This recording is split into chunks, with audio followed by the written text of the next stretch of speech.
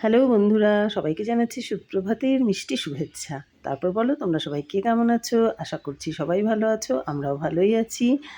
আমি একটা ট্রিপে বেরিয়েছি, নৈনিতাল, ভীমতাল সব জায়গাগুলো ওখানেই ঘুরবো বলে।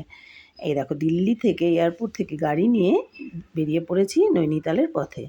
যাবার পথে এই রেস্টুরেন্টটায় নেমে গেলাম আমরা একটু খাবার জন্যে, ব্রেকফাস্ট করবার জন্যে। এটা একটা ধাবা।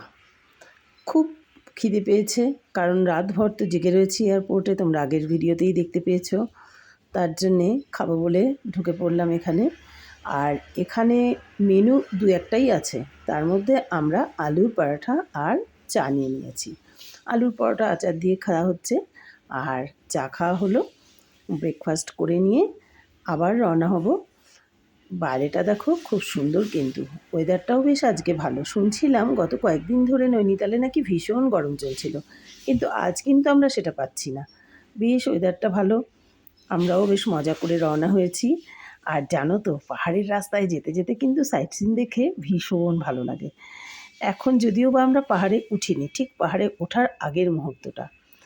এই যে আমরা যাচ্ছি, আমাদের সঙ্গে একটা খুব খারাপ ঘটনাও ঘটে গেছে। আমার বোনের একটা খুব দামি জিনিস হারিয়েও গেছে। যাই হোক, সেইগুলো ভুলেই আমরা চেষ্টা করছি একটু আনন্দ উপভোগ করবার।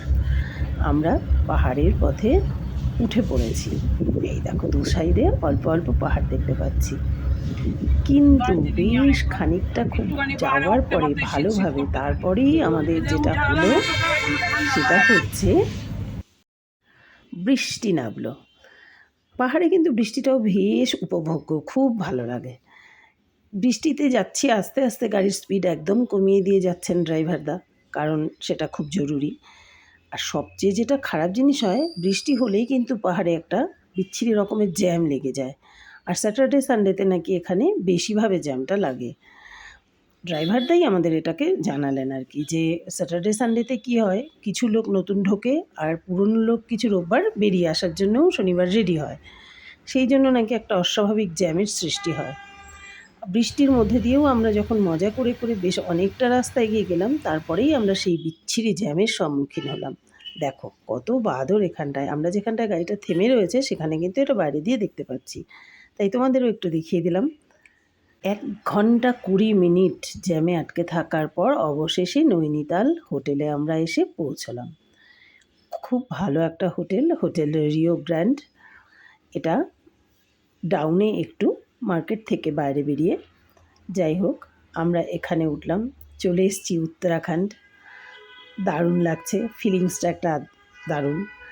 এটা দেখো, এই সিনারিটা, এই ভিউটা পাচ্ছি আমি আমার রুম থেকে, তাহলে ভাবো আমার কেমন লাগছে। দারুণ কিন্তু।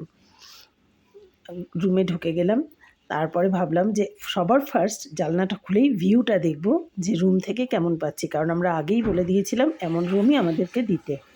তো ছোট্ট করে একটা ব্লগ দিয়ে তোমাদের হোম ট্যুরটা করিয়ে দিচ্ছি। এই হলো হোটেলটা, রুম এই রকম। দেখো বাইরেটা, আমরা রয়েছি সেকেন্ড ফ্লোরে।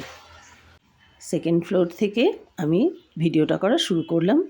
এই যে এই রকম বেশ বড়সড়, অনেক পুরনো হোটেল, নতুন কিন্তু নয়, কারণ ওদের দেখেই বুঝতে পারছি আমরা। এই হোটেলটা থেকে বাইরে বেরোলে সেকেন্ড ফ্লোর থেকে সামনেটা এরকম, যেটা আমি তোমাদেরকে জানলা দিয়ে দেখাচ্ছিলাম। খুব সুন্দর, আকাশটাও আজকে খুব সুন্দর হয়ে আছে। তারপর আমরা ফ্রেশ হয়ে লাঞ্চ করতে শুরু করলাম। এই যে আজ আমাদের লাঞ্চ, আমরা ভেজ থালি নিয়েছি, রাইস, পনিরের সবজি, একটা রাজমা রাইস আছে, একটা মিক্সড ভেজ আছে, সঙ্গে 4টে করে রুটি, রায়তা। তাহলে বলো তোমাদের কেমন লাগছে চারদিকটা? খুব সুন্দর, আমার তো ভীষণ ভালো লাগছে। সবাই আমরা ঘুমোচ্ছে, আমি ভাবলাম তোমাদের একটু হোম ট্যুরটা করিয়ে দিই।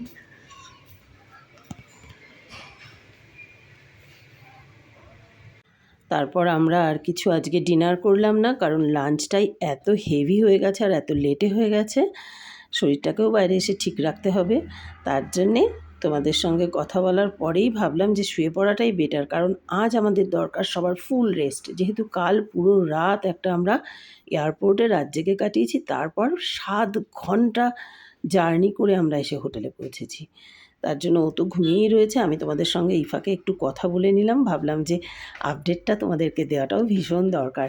আমি কোথায় এসেছি, কতটা মজা করছি সেটা তোমাদের সঙ্গে যতক্ষণ না শেয়ার করব সেটা ভালো লাগবে না। যাই হোক, তাহলে এবার তোমাদেরকেও গুড নাইট বলার পালা। ঘুমোতে যাচ্ছি। সবাই ভালো থেকো। আর কাল সকালে অবশ্যই দেখো নৈনিতাল ট্যুরের প্রথম দিন।